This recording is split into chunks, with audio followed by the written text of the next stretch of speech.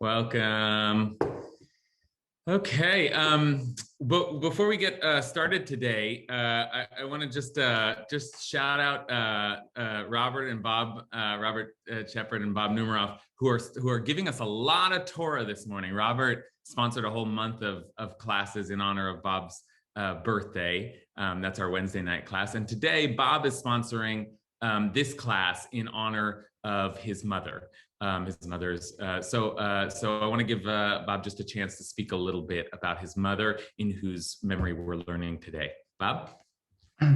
Yes, thanks, Rabbi. So to give you a little bit of context for my donation, when I think of education, of course, I think about the two main participants, the teachers and the students. But there are also the facilitators, those who are doing their part to make it happen. And my mom was very happy, received a lot of joy being a facilitator for education. And whether that was driving her kids to Hebrew school or paying for trips to Israel, or maybe what she enjoyed most, providing food for an educational program, that was her role. That's what she loved. So I'm making this contribution to honor my mom's memory as an education facilitator, but also to think about this a little bit more broadly about all of the facilitators who are making Rabbi Kasher's classes possible. So it's everyone who's working behind the scenes at ECAR, maybe someone who is doing something for one of you in this class, so to free up the 12 to 1 slot so you can attend. So so this is to acknowledge all of those folks as well as my mom. Amen. So beautifully put. And Bob, tell us your mom's name. My mom's name was Roselle, and this is her the second anniversary of her passing. Roselle, Zichrona Livracha.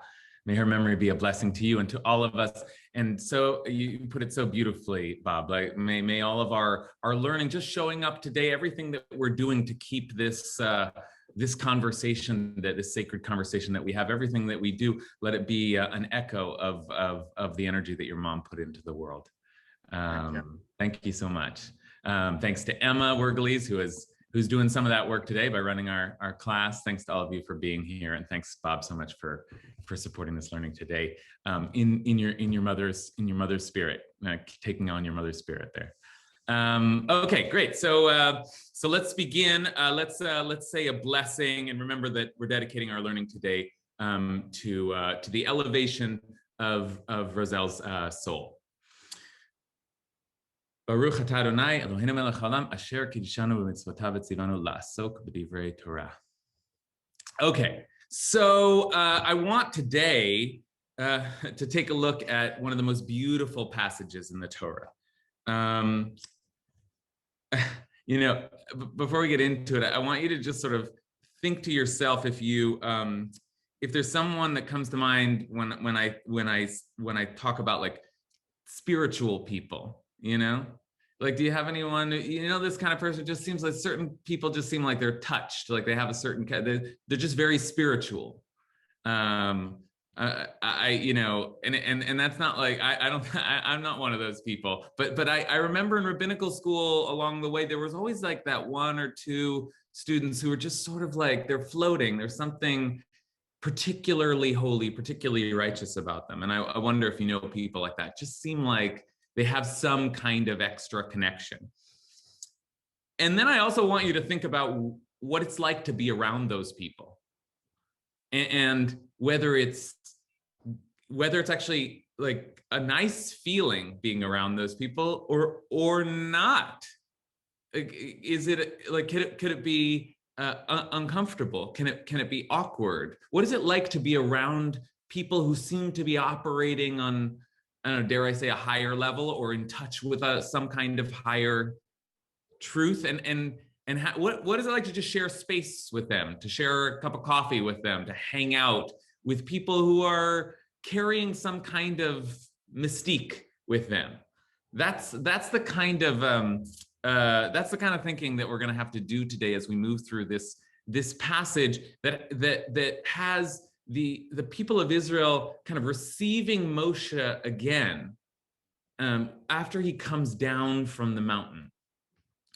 And when he comes down from the mountain, he's different.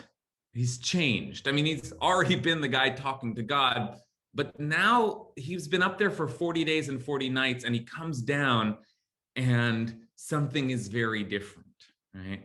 So we're going to take a look at what that encounter was like, and then how the people and Moshe negotiated that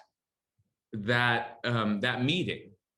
What was that meeting like to receive someone who is now, as you'll soon see, literally glowing? And then what do you do with that? How do you talk to that person? How do you continue to interact with that person? All right, so that's the scene that we're going to be looking at today. And as I said, it is truly just language-wise, one of the most beautiful passages in the Torah. So we'll first just read it all together, and then we'll try to figure out exactly what's going on here. We're going to be asking theological questions, like what is this spirit that Moses seems to possess? And then we're going to be asking sociological questions, like what is it like with the holy ones in our midst? How do we interact with people who are, we use this word in a lot of different ways, but touched, right? And in this case, I think that actually might be something close to an appropriate metaphor. Okay, so here's your source sheet today. And we're going to start. So Moses coming down from the mountain the second time, right? Because this is also the Parsha Ki Tisa. The main episode is the building of the golden calf. All right, so the people stood around Mount Sinai, heard the 10 commandments, and then actually I should say, because it'll be important for our discussion, then they were freaked out and said, we this is too much. We might die from this, so you go up and take care of the rest. That'll be important to remember. Moses does, but by the time he gets back, they're freaked out. They're building a golden calf, and Moses is furious and smashes the tablets, right? And then Moses goes back up and spends more time with God, and now Moses is coming back down again.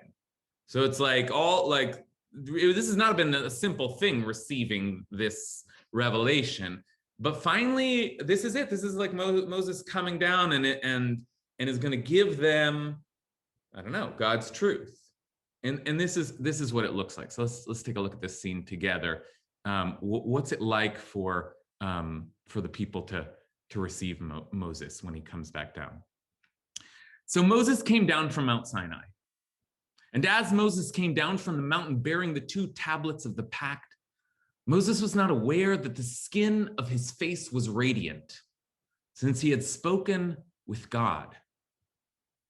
Aaron and all the Israelites saw that the skin of Moses' face was radiant, and they shrank from coming near him. They were afraid to come near him. ויהי ברדת משה מהר סיני ושני לוחות העדות ביד משה ברידתו מן ההר, ומשה לא ידע כי קרן אור פניו בדברו איתו. וירא אהרון וכל בני ישראל את משה, והנה קרן אור פניו, ויראו מגשת עליו. Okay, so that's what we're going to spend the first part of our time discussing, is what's happening. They shrank. That's a stupid translation. They were afraid to come near him. They were afraid to come near him. We're going to be looking at that fear. What is that fear? Okay, so that's what we're spending some of our time. But let's just like feel the fullness of and the beauty of this passage here, because then we're going to start thinking about like what Moses and what the people do to continue their relationship. And a lot of it is going to turn on this mask which suddenly appears. Okay, there's a mask involved, and what a word, right? Like, so now that word's like one of our top 10 words, and think of how it's soared in the Googling usage. But Moses called to them, and Aaron and all the chieftains in the assembly returned to him, and Moses spoke to them. Afterward, all the Israelites came near, and he instructed them concerning all that the Eternal had spoken to him on Mount Sinai. And when Moses had finished speaking with them, he put a mask over his face. Whenever Moses went before the Eternal to speak with God, he would remove the mask until he came out. And when he came out and told the Israelites what he had been commanded, the Israelites would see how radiant the skin of Moses' face was. Moses would then return the mask back over his face until he went in to speak with God. ויקרא עליהם משה וישובו עליו אהרון וכל הנשיאים בעדה וידבר משה עליהם. ואחרי כן ניגשו כל בני ישראל ויצווהם את כל אשר דיבר אדוני איתו בהר סיני. ויכל משה מדבר איתם וייתן על פניו מסווה. This is the word for mask, מסווה. בבוא משה לפני אדוני לדבר איתו, יסיר את המסווה.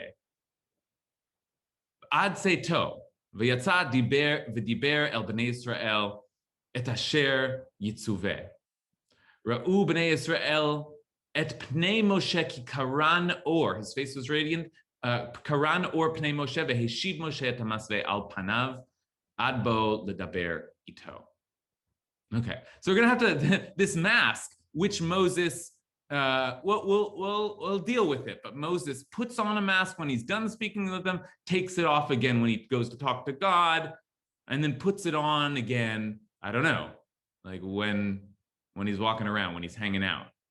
And suddenly you have this strange image of like, oh, so for the rest of the time together, Moses, how like superhero style, just like I was always wearing a mask. Okay, so we're gonna get there eventually, but let's just think about the first piece there. Moses comes down and his face is radiant, and this is a phrase which you ought to know because it's been misunderstood or misinterpreted. His face, the skin of his face was radiant.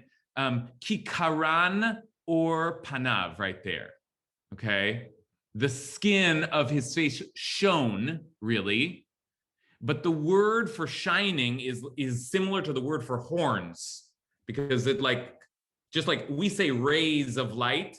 So in ancient Hebrew, they said horns of light, horns like coming up out of the, right? Like light horns. So Moses's face or his head, right, has horns coming up out of it, right? And that is where you get the images like these. And that is part of the source for the idea that, you know, that then becomes a slur and a suspicion and an insult that Jews have horns, right? But Michelangelo kind of gets away with it because it's a misread of this verse, or it's a use of this verse here. So the face of his, the skin of his face had horns. It was radiant. So they saw that his face was radiant because he had spoken with God, and they were afraid to come near him. So first of all, why is his face radiant? Like what does that mean? I mean, I guess you can't really answer that question, but can anyone have a read on what is the Torah saying that his face shone light? That's kind of a new idea. And if so, wonderful. Like, that sounds beautiful. Why are the people freaked out by it? Right? Why are the people scared of the light coming off of Moses's face? What is that light? Answer either question. What is the light, or why are people freaked out by it? Matt Silverstein? Well, I think it's the same answer. And actually, I think it fits with it being horns, which is that he is a little more like God. He's a little more like a God. I heard of an essay, I didn't get to read the paper, where a rabbi was arguing that they are horns because he's kind of an Egyptian cow god, bull god, which was important. But either way, whether it's radiant or horns, he's scary like God. Yeah. You're afraid to look at him because it's maybe an echo of polytheism, maybe something else, I don't know, or maybe just you come close to God, you get to be as dangerous to look at as God. Yeah. Okay. Good. That I think is a good first pass there. We already know that they were freaked out by God. So what is it? they didn't want, it was too much, that encounter. So now Matt says Moses has become like God. Moses has, and as Matt says that, I guess what we're imagining then is that Moses has absorbed the light from God, or by talking to God, Moses is like, it's like radioactive now. Like he has just God energy coming, but he's glowing, and just like they were freaked out by God, so they're going to be freaked out by someone who's got God waves emanating off of him, right? Okay, let's keep going. Noah? Yeah, I sort of seen this picture of Moses with all this light emanating from him, but not as horns or anything, but like the light of one whose knowledge surpasses our own, like a great teacher or a great sage. When I first meet these sages, it's sort of intimidating to be in their presence because they're on such a high or different level. So that could, but then again, if we want to talk to them, it's also intimidating because they're so high above the common person that we stumble over our words, or like Moses did originally, that we don't know how to talk to them at all because they're so elevated. Good, very well said. And Noah begins to take us into the sociology of spiritual genius, right? There's kind of something, we're awed by someone who seems to be channeling, and yet, like, I don't know, like any kind of exceptional knowledge is, you wonder, you know, like when you get introduced to the physicist at the party. I mean, I don't know, like, do you like split baseball also? Like, I don't know how to talk to you. Maybe you're just operating on such a high level, you know. And what if your physics is like the mind of God? Like in other words, in Noah's formulation, the people are part of what it's the light, but it's also the recognition that Moses is now on a different level. And what do you even do? How do you talk to someone like that? Julia? Yeah, speaking to your first question of why this was happening to him, I think it speaks to this sense of like being in the presence of God is both this thing that makes you awestruck, and it's like so amazing, and it's the thing that like we want to bless people with, although it's coming from the book of Numbers, the priestly benediction, and also it's this like intensely frightening thing that like people are not supposed to be able to live through to see the face of God. Yeah, that's right. That not only is that right, that to like see the face of God and here, if Moses' face is a little like that, then it's terrifying as well. Not only is like were the people freaked out at Mount Sinai, but our Parsha, this very Parsha, or just earlier in the Parsha, has a very direct statement. God says explicitly that you can't see the face of God. Now, this is a weird thing, and you should see this because this passage is clearly playing in some way on early, like the face of God keeps coming up, and in some strange ways. So take a look here. I want to turn first to, let me just number the sources here. Did I do that? No. Number sources, I say. Okay, there it is. Let me turn to the, okay, to source number 3 first. Because in source number 3, Moses has a moment with God and famously asks, Hareini nat kvodecha. Show me your glory. Show me your, that's what, Moses doesn't say face. Moses says, show me your kavod, your presence, your glory.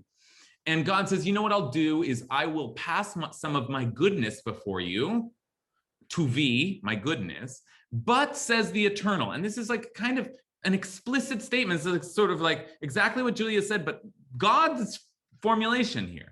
But said the Eternal, you cannot see my face. Lo tuchal lirot et panai. For man may not see me and live. Ki lo yireni ha'adam v'chai. A person cannot see me and continue to live. That's it. You can't see God's face. So then go ahead and, you you can place yourself near me, put yourself near a rock, and my presence passes by. That's what you asked to see, my presence. I'll put you in the cleft of the rock and shield you with my hand until I've passed by. The whole thing is so bizarre. But then I will take my hand away and you'll see my back, but my face must not be seen. Right? Achorai, you can see my back. Ufanai lo yiro. So you can't see my face. But now, and here, this is so weird, folks, but look, this is chapter 33, verse 20. Let's scroll back here to source 2, which is chapter 33, just a few lines earlier, that describes this process. And I think I'm going to read it because it's going to be meaningful for us in thinking about Moses's masking and unmasking. But here, before that mask, it describes this process where Moses would take the tent and pitch it outside the camp at some distance from the camp. It was called the tent of meeting, and whoever sought the eternal would go out to the tent of meeting that was outside the camp. Whenever Moses went out to the tent, all the people would rise and stand each at the entrance of their tent, and they'd gaze after Moses until he had entered the tent. And when Moses entered the tent, the pillar of cloud would descend and stand at the entrance of the tent while God spoke with Moses. Wow. When all of the people saw the pillar of cloud poised at the entrance of the tent, all the people would rise and bow low, each at the entrance of his tent. Now, this is so strange. Look at the next line here. The Eternal would speak to Moses face to face, as one man speaks to his fellow. Vaydaber Adonai el Moshe panim el panim, face to face, as one man speaks to his fellow, and then he would return to the camp. But his attendant Joshua, son of Nun, a youth, would not stir out of this. Joshua guarded the tent. But you see what we've got here? Let's start to think about, Julia reminds us that you're not supposed to be able to see God's face at all. And that was what Moses was told. Even Moses can't see God's face, but Moses can talk to God face to face, which I don't know if it's a direct contradiction, but it seems like, those seem like contradictory descriptions. And yet, with all of that being true, when Moses comes down, now Moses' face is radiant. So the face and the face and the face and the face. Now you've got all the touch points for God's face in our Parsha. Any better sense now of what's happening to Moses' face and where he got it from? Okay, I'm gonna turn to Yael. Yael. I would translate panim differently. I would translate panim as interiority. And so if you look at it that way, and I'm thinking about the tzimtzum, let's say, just to clarify what I mean, God's light is not from the sun. So in the creation, there was light from God, and God had to condense the light in order for there to be other than God. God filled up all space. And so for us to maintain identity or individuation, God's interiority, translated as God's light, has to be somewhat restricted. And so God can channel how much of his interiority he shares with Moshe in this tent of meeting, but one cannot face all of God's being at once and maintain individuation. You would be absorbed into it. Okay. All right. So what Yael has done for us is to give us like one version, a kind of a mystical version of abstracting the question of God's face, because we don't believe God has a face. So what does it mean? Interiority is the word that Yael uses, and bases it on the language of face being panim bifnim, inside, right? That's a good connection. But there are, I would ask us to follow Yael in beginning to abstract, conceptualize, and we can go mystical, or we can go other direct psychological. We can go but what does it mean? Like, what is the deeper meaning of being face to face with God, and how are we affected by that encounter? Right. So great. Thank you for that, Yael. Yonatan. Yeah, I think this is about how comfortable we feel accessing holiness. And there's a great verse in this same Parsha. It's Exodus 34:23, where the verse says, we come on pilgrimage to Jerusalem 3 times a year to see God's face. The whole people get to see God's face 3 times a year. It's not just Moses this one particular time. And in a sense, I don't want to say that God lied, but like, I feel like when God said, you can't see my face, like that was a very limited statement that isn't always true. And what I read in this story is like, of course you can, right? Because Moses is obviously doing it and we're all called upon to do it. It's just daunting, right? Like Moses can't see God's face and suddenly the people can't see Moses's face. It's like, we feel like we need to be separated, right? I love that. I love that. Because I do take it as a kind of an absolute, and exactly the way that Julia said earlier, like it's just impossible. And it makes sense to me because on some level, it means something. It means it is impossible to fully know God. And yet, Yonatan is saying, okay, but like the Torah is clearly saying, it is possible in some ways to be face to face with God. Moses, like the Torah is going to continue to play with that language. And even the children of Israel saw God face to face. In Deuteronomy, I think that it also says that they stood before God face to face. Right? So Yonatan's right. It is possible, even though it's not possible. Right? Payam, and then Allison. I'm just curious, why is this Parsha in this order? To me, it seems it should be the other order, right? Because he goes into the tent and he can face to face with him. And then after that Parsha, then he can't see his face. Like, how does, he's able to see his face first and then he can't see his face after? Like, do you have any idea why it's in such a weird order? Yeah, I mean, it is weird. I think you're right. It is weird. And this is what Yael was trying to deal with and to say, well, it's like an aperture and there are various kind of levels of encounter that one can have. And, he spoke to God face to face, but you can't like see my face. Maybe it's about seeing and not speaking to God. So like, it's hard to know because on the one hand, yes, it seems like they're right there. And then on the other hand, when Moses asks for something deeper, right? If we're going to assume that this sequence isn't just just nonsensical, Moses asks for something. God's like, no, that you can't have. Maybe it's about sight, and sight meaning something different than speech. I don't know, but it is a good question. Allison? It's a very good question and perplexing, actually. But what I find myself thinking about is what you brought to us at the beginning of class in terms of why people might feel afraid. And I really agree with what Yonatan is saying. It's very interesting how it's possible and not possible.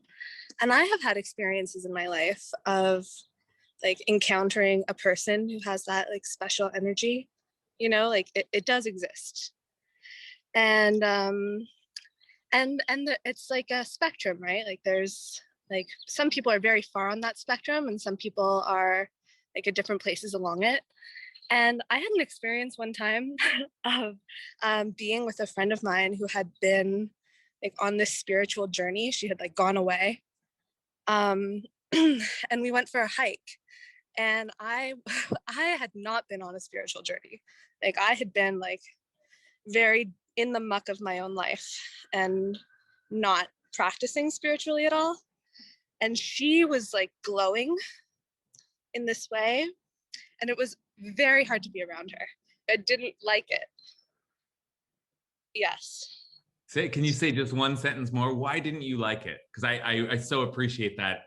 I think that's an important experience to enter into our conversation.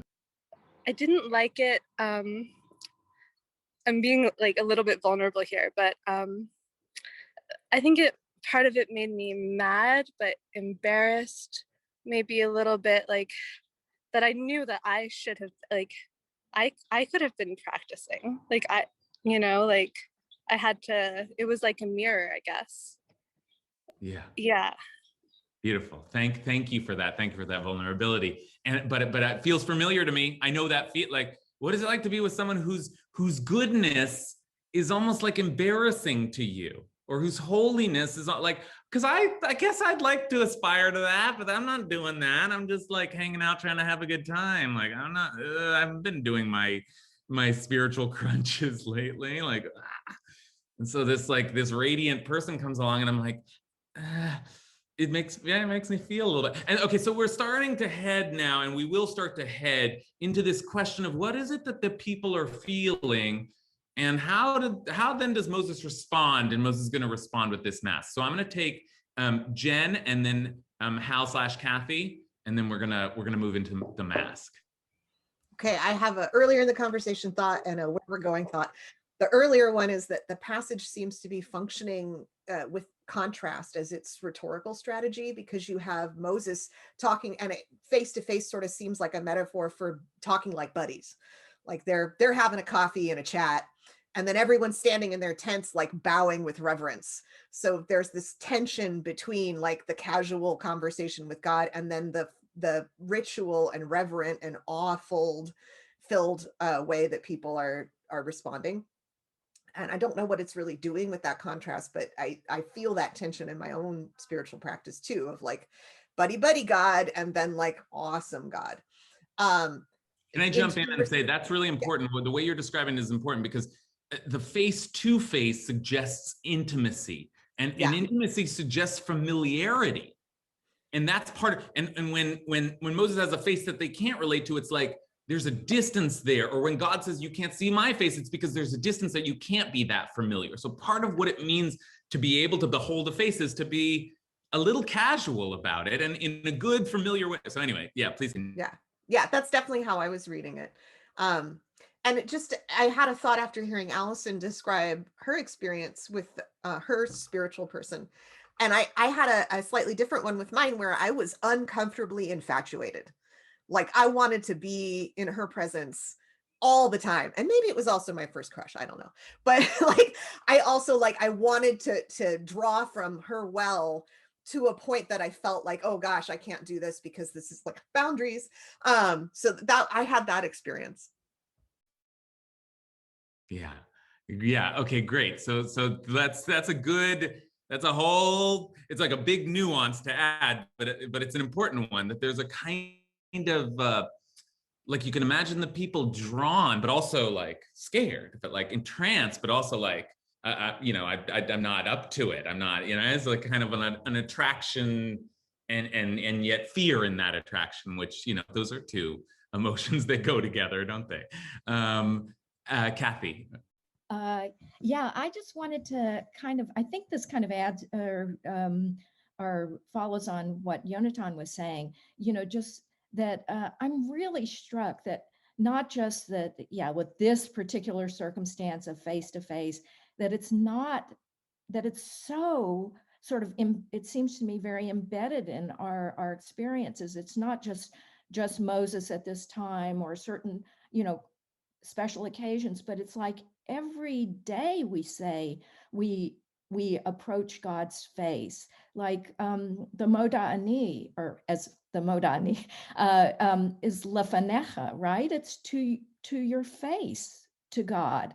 And we're always saying lefanecha or lifnei, whatever. And a lot of times it doesn't get translated as face, but it is face. And so I feel like I don't know what this adds, like we're being called to be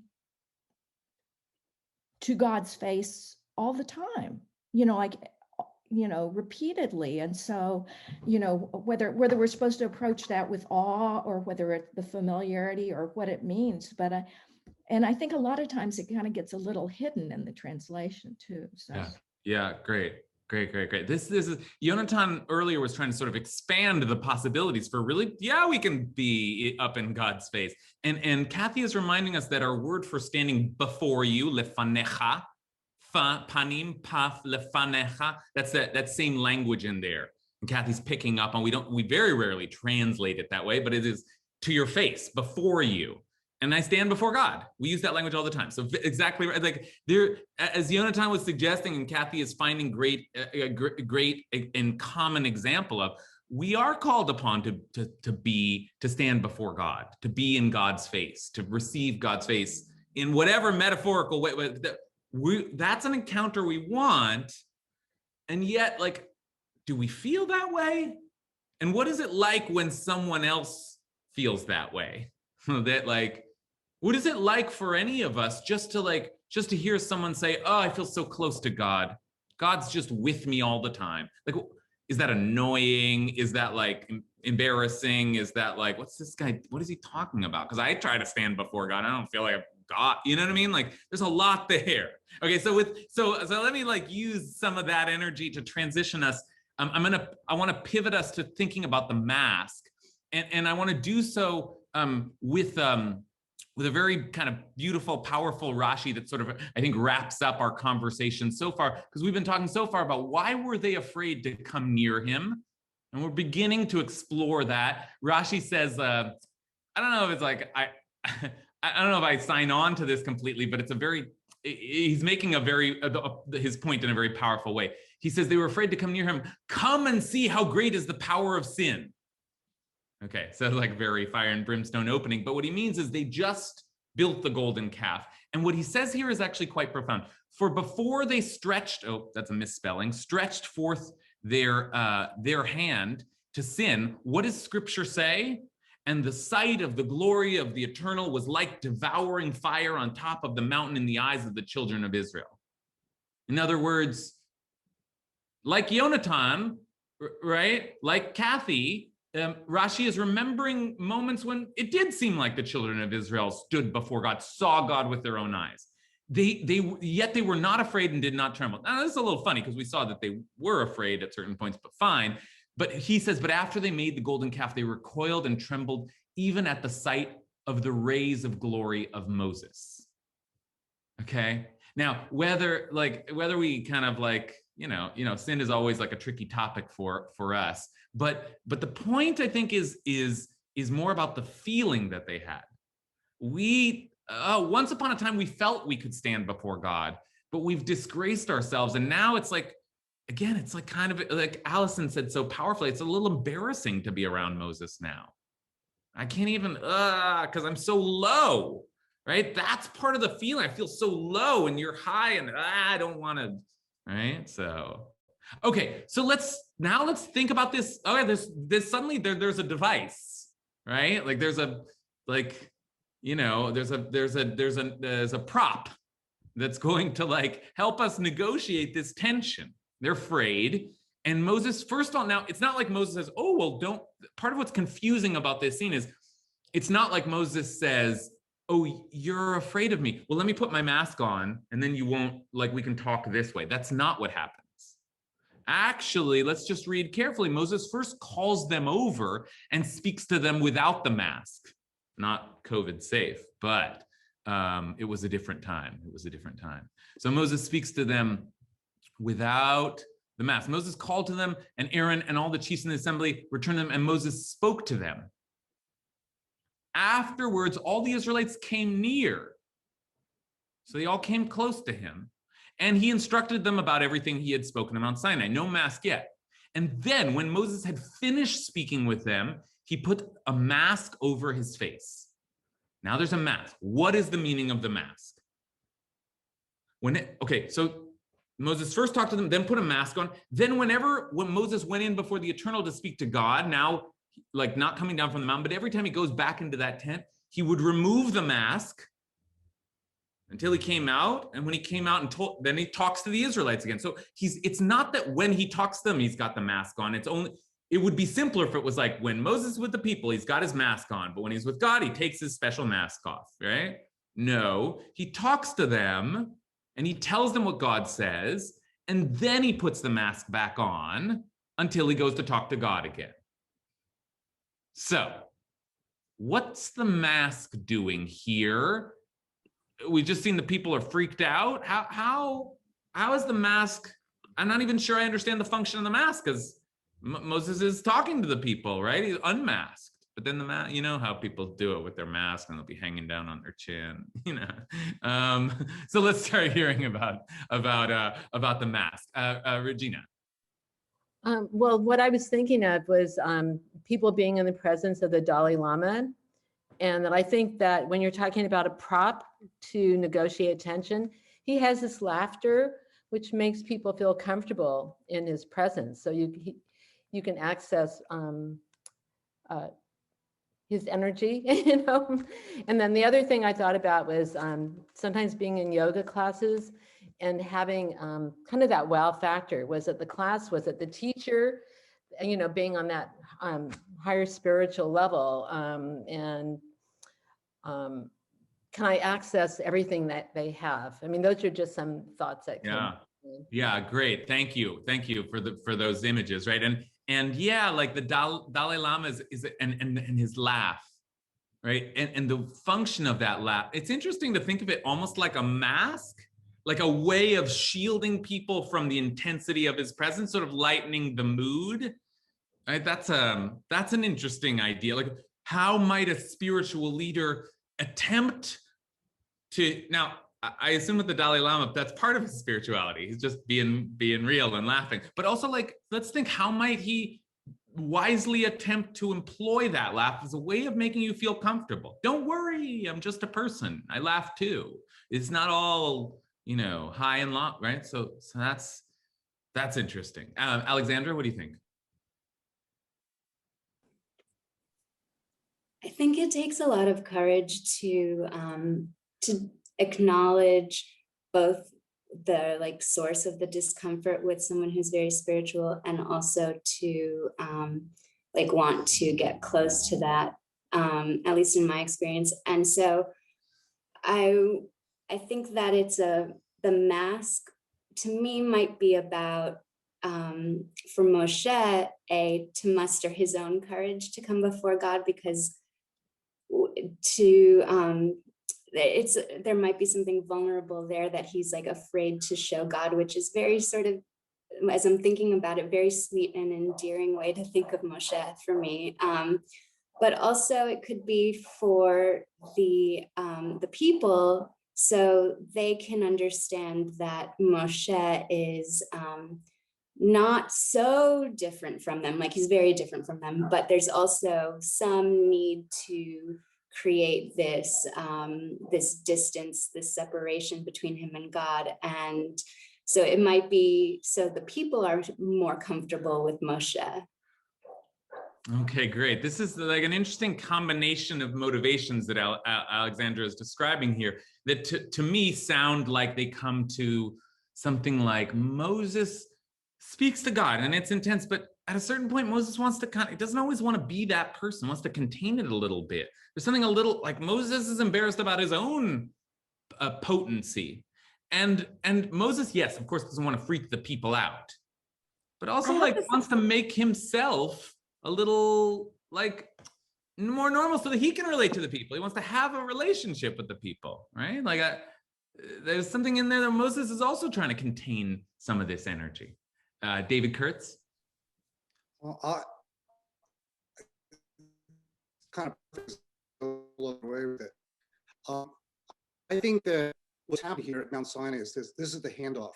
Up until now, the whole Exodus story and going forward, it's been God's story, God working through Moses, and that's been the story. What's happened now is Moses has shown his leadership quality by breaking the tablets, then going back up there, and in a way he kind of became a divinity in a certain sense, and is now, let's say, maybe God's representative, maybe an angel, certainly a prophet. He's been given something, and that's exhibited through the radiance of his face. And from now on, you know, that I think the wearing of the mask is actually, certainly Moses can now see the face of God. Man cannot see the face of God. So when you can see Moses, so he pulls the mask off, tell him what he has learned and his prophecies and all these kinds of things, which he'll do in Deuteronomy to great excess. And then he puts the mask back on. So it's to me, it's kind of differentiating the moments when he is a divinity and moments when he's not. Yeah, listen. I didn't get the last bit, but I can imagine. Yeah, I can only imagine what it's like to be Moses, and you know, and to be a spiritual leader, I can only imagine. I mean, I really don't know. Let's ask Rabbi Brous. But what is it like to be on all the time? You know, and when do you just get to?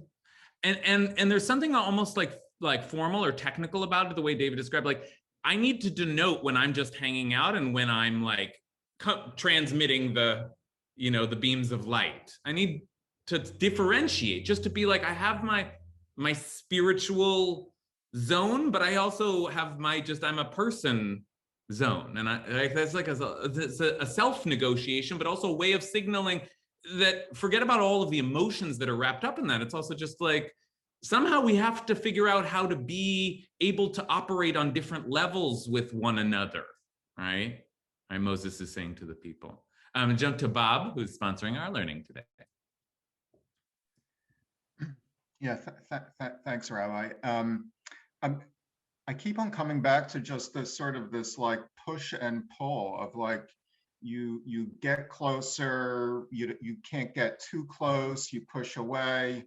And there's this continuous dance between God and Moses, and then Moses and the people. And I think there are a lot of parallels to our situation with COVID and our masks. And you have the mask on when you talk to people, but if you're more than 6 feet away, you can take your mask off. But you can get quite intimate with someone and take your mask off. But if they're part of your inner circle and you don't wear masks with that person. So it's this constant play of getting close, not getting too close. But I also want to throw out, and maybe this is getting off topic, but I can't pull myself away from being in your class last night, and that line that kept on coming up, how long will you hide your face from me, the lamentation. And this whole idea of the face of God, getting close, seeing it, and maybe, and this wasn't something I was thinking last night, but maybe God hides his face as a way of protecting people. And it's, once again, you want to get close, but you don't want to get too close. And it's almost giving people a way to, survive amongst the holiness and the radiance. Yeah, there's a lot there. And if we imagine it from Moshe's perspective, like, what is it like to hold back a little bit and to say, like, well, listen, I've seen some things, but you're not ready yet. And also, like, let's just have a regular relationship. And you're like, I can't just like blow you away with like, right? But also, like, as Bob was describing this sort of the kind of familiarity, like, what is it like to decide to take off your mask with someone now, right? Like, that's a choice of intimacy. And Moses is only doing that when he's, in a strange way, one way to read this is that Moses is only intimate with the people through the medium of spirituality. But when it comes to not talking about God, Moses doesn't really know how to be. That Moses has to kind of go back in. Like, the mask can also be something that, like, as we use the idea of a mask, it hides Moses. Right? Like, God hides God's face sometimes. And Moses is hiding Moses's face because maybe Moses, who's so tuned in to the other world, right, to the other channel, doesn't know how to be a normal person. Right? My mind goes there as well. All right, I want to take a couple more comments and then look at a couple of commentators as well. So let's hear from Ariel and then Lila. Maybe I worked in politics too wrong, but what a power play by Moses, right? I mean, what a clear delineation of power. We're talking about this in terms of spirituality, and it obviously has an element of that. But he shows his face, which reflects God. And when he doesn't have something to say about God and to the people as a whole, you don't get to see him. We're talking about this in the sense of protecting the people from being too spiritually hurt by, Moses closer to God than they are. But actually, I mean, to me, it's very clearly a power play. He had just Ariel, you're cutting off. You cut off at the end there, but I think I heard the gist of what you of the bulk of what you said. There's this idea that there's something about, maybe like we could even imagine that this, like a power play, you say, like that Moses is like, you don't get to see the real me. You know, like, no, when I talk to you, I'm the representative of God. That's my relationship to you. That's the role I have with you. You don't get to just like, we're not hanging out also, right? Like that's another way to think about Moses. And after all, let's remember Moses has never been the most social, the most talkative, the most friendly of leaders. He's always grumpy and wandering off on his own, right? Never wanted this job to begin with. So there's a political kind of reading that Ariel just gave us, and also there's a kind of a personality reading here. Moses, that's kind of who he is. It's like, stay away from me.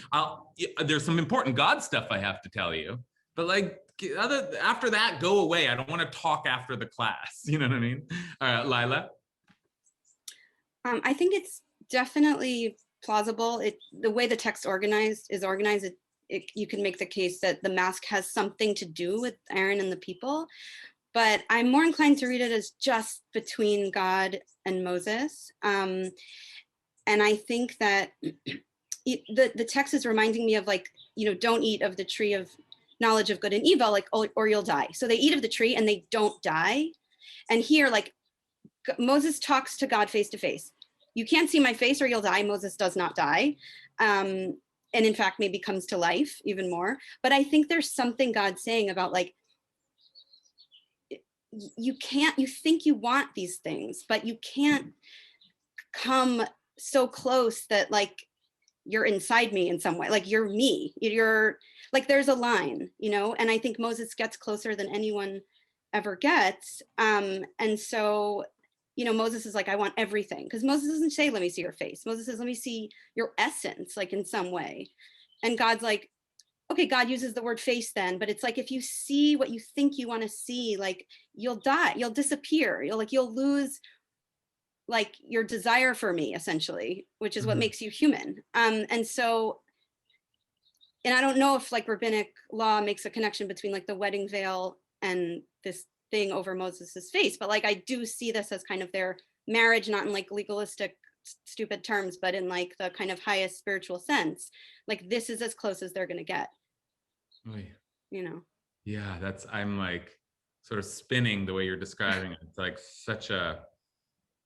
there's something almost like it's dizzying theologically, but there's also something kind of heartbreaking about it, because there's a way in which God is saying, like, we can't actually be in full, you're not ever going to really know me. That's just the way it is. Maybe imagine God wants a relationship. Imagine Moses wants a relationship, right? But Moses is, through Lila's description, I imagine Moses learning the lesson that God was trying to teach. Now Moses sees, oh, now that I'm radiating, it's going to be harder to relate to people. I can't always, they're not going to get that. And I can give a little bit to them, but it's like, it's always negotiating this energy. And that leaves Moses alone, just as God is fundamentally alone. And there's a kind of a reaching, like, please just come talk to me. But actually, how can you get all the way there? I love that. I love that.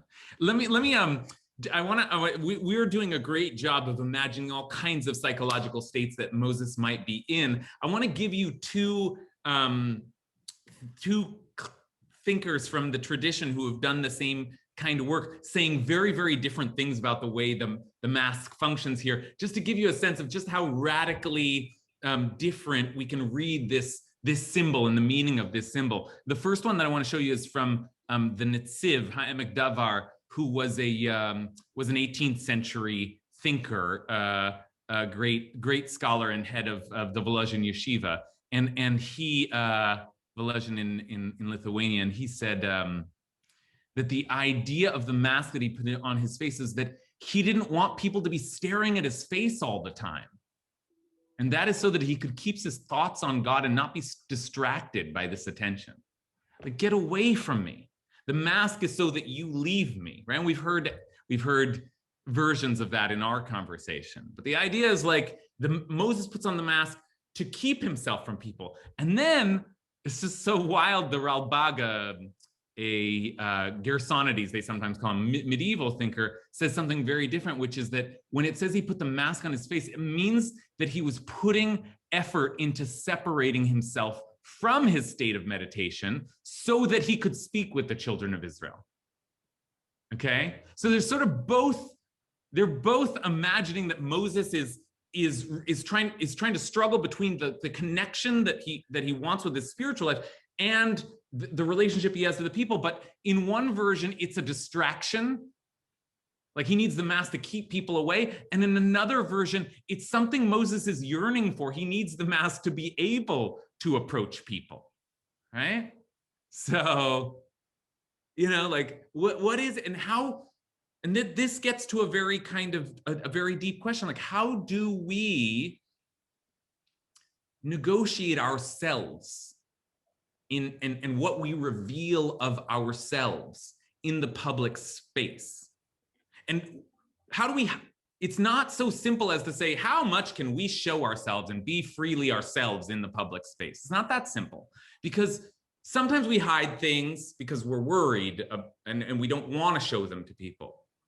And sometimes we hide parts of ourselves because we're trying to connect. And right now, this part of me would be too much, or I fear it would be too much. I'm not gonna, hi, welcome to our synagogue. What's your relationship like with God? Because I love God and I hope you will too. It's like, whoa, buddy, like hide, like make a joke, talk about a movie you've seen, like relate a little bit. And so these ways that we're trying to kind of figure out, well, how much of us comes out into the public sphere? How much of us do we hide, and for what reasons? And what relationship do we want with the public sphere? Because some of us want to be able to connect, and some of us want to retreat a little bit. And our spiritual life is like somewhere related to all of this. Like that's the conversation we've been having today, is like, then what do we do with this other connection that we have to a different kind of force, to God? Do I share that with you?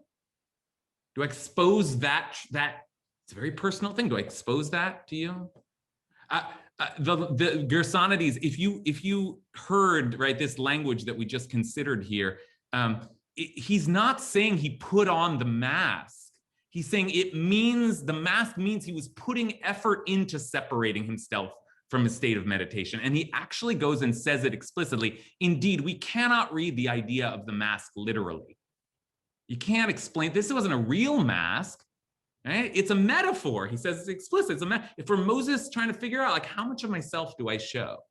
And when do I wear the mask? And I think that metaphor is useful to us all, right? Because we don't actually, these days we put on real masks, but we're all, the mask is also a metaphor for the ways in which we try to figure out how much of ourselves can we and do we want to share with everyone else, right? Something to think about. All right, let's end there. Great learning with you all. Have a wonderful Shabbat. And again, just wishing an aliyah, an elevation for the soul of Roselle, right? Bob's mother, Roselle. And thank you so much for sponsoring our learning today. Everybody have a wonderful day.